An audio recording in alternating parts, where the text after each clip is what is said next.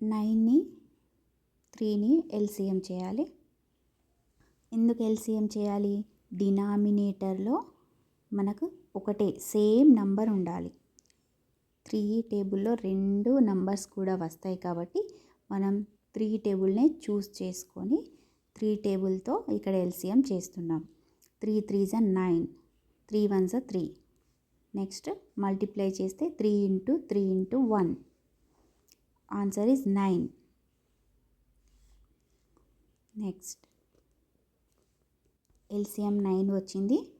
ఇప్పుడు డినామినేటర్ 9 కావాలి అంటే మనం ఏమేం చేయాలి? స్టెప్స్ చూడండి.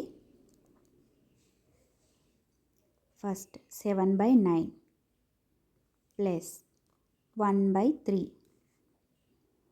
ఈ 1/3కి డినామినేటర్లో 9 కావాలి అంటే దేంతో మల్టిప్లై చేయాలి?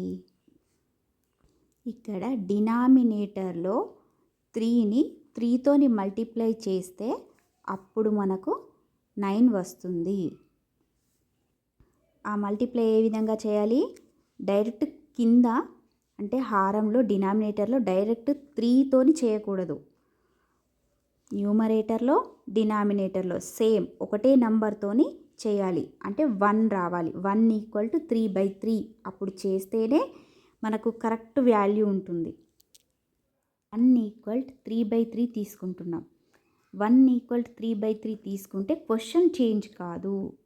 మనం ఈ విధంగా ఎందుకు తీసుకుంటున్నాం? 1/3 × 1 = 1/3 అవుతుంది. ఇక్కడ 1 = 3/3 తీసుకుంటున్నాం. ఎందుకంటే మనం ఇక్కడ క్వశ్చన్ని చేంజ్ చేయకూడదు.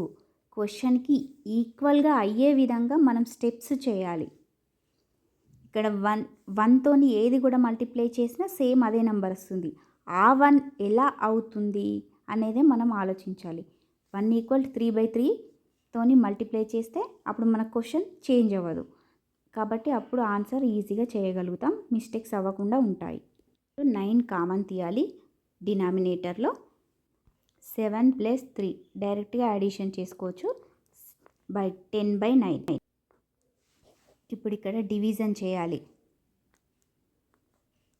భాగాహారం.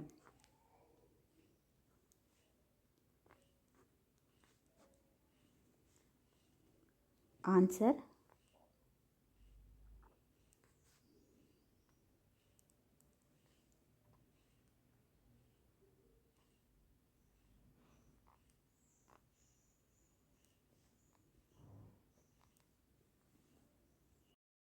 ఇక్కడ ఆన్సర్ ఏమవుతుంది? 7/9 + 1/3 = answer 4th option. Please like చేయండి, షేర్ చేయండి, సబ్స్క్రైబ్ చేయండి.